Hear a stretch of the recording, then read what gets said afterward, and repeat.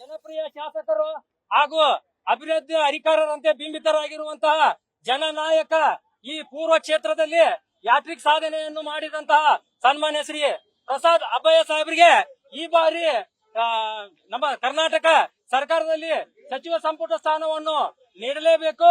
ಈ ಹಿಂದಿನ ಸಚಿವ ಸಂಪುಟ ಸ್ಥಾನ ಪ್ರಥಮವಾಗಿ ಆರಂಭವಾದಾಗ ಮುಂದಿನ ಸಲ ನಿಮಗೆ ನಿಮ್ಗೆ ಯಾವುದೇ ಪರಿಸ್ಥಿತಿಯಲ್ಲಿ ನಾವು ಸಚಿವ ಸ್ಥಾನವನ್ನು ಒದಗಿಸಿಕೊಡ್ತೇವೆ ಅಂತ ಹೇಳಿ ನಮ್ಮ ಎಲ್ಲ ಹಿರಿಯ ನಾಯಕರು ಆಶ್ವಾಸನೆಯನ್ನು ಕೊಟ್ಟಿದ್ದರು.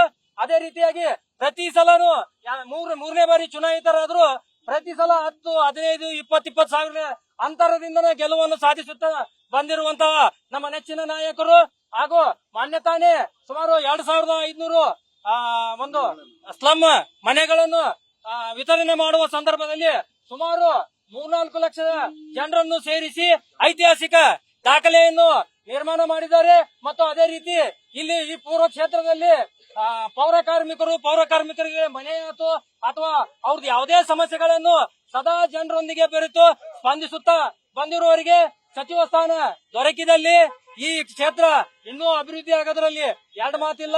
ಅದಕ್ಕಾಗಿ ಕೊಡದೇ ಇದ್ದರೆ ನಾಳೆ ಅಥವಾ ನಾಡ್ದು ನೋಡ್ತೀವಿ. ಈ ಒಂದ್ ವೇಳೆ ಕೊಡದೇ ಇದ್ದಲ್ಲಿ ಇಡೀ ಹುಬ್ಬಳ್ಳಿ ಧಾರವಾಡ ಜನತೆ ಸೇರಿ ಉಗ್ರ ಹೋರಾಟವನ್ನು ಹಮ್ಮಿಕೊಂಡು ಈ ಭಾಗವನ್ನೆಲ್ಲ ಪೂರ್ತಿ ಬಂದ್ ಮಾಡ್ತೇವೆ ಅಂತ ಹೇಳಿ ಈ ಮೂಲಕ ಹೇಳ ಬಯಸ್ತೇನೆ.